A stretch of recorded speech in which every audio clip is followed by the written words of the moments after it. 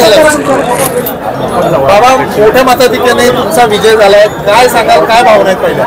नाही, पहिलं तर राज्यामध्ये महायुती परत एकदा सत्तेमध्ये येते हे चित्र स्पष्ट झालंय आणि त्याच्यामध्ये भारतीय जनता पार्टी हे सगळ्यात मोठा पक्ष म्हणून आज महाराष्ट्रामध्ये निवडून महाराष्ट्रातल्या जनतेनं दिलाय।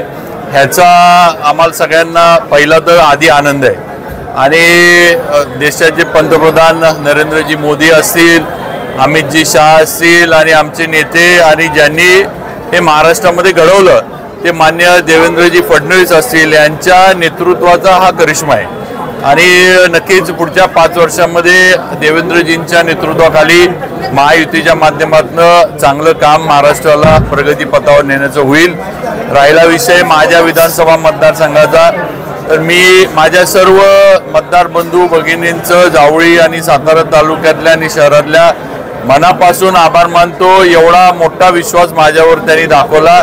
मी गेल्या 5-10 वर्षांमध्ये केलेल्या कामाची पोचपावती मी म्हणायचो की मला मिळणार आहे, पण आता जी आकडेवारी पाहिली तर अख्खं पावती पुस्तक मला मतदारांनी हातात देऊन टाकले आणि हा जो विश्वास आहे हा पुढचे 5 वर्ष माझ्या विकास कामांच्या माध्यमातून माझ्या शहरासाठी असेल, सातारा शहरासाठी असेल, माझ्या जावळी तालुक्यासाठी असेल, माझ्या सातारा तालुक्यासाठी असेल, या विश्वासाची उतराई कामाच्या माध्यमातून मी करेन। लोकांची अपेक्षा आहे, पण शेवटी हे निर्णय पक्ष पातळीवरचे असतात। पक्ष नेतृत्व योग्य निर्णय नक्की घेईल एवढी मला खात्री आहे।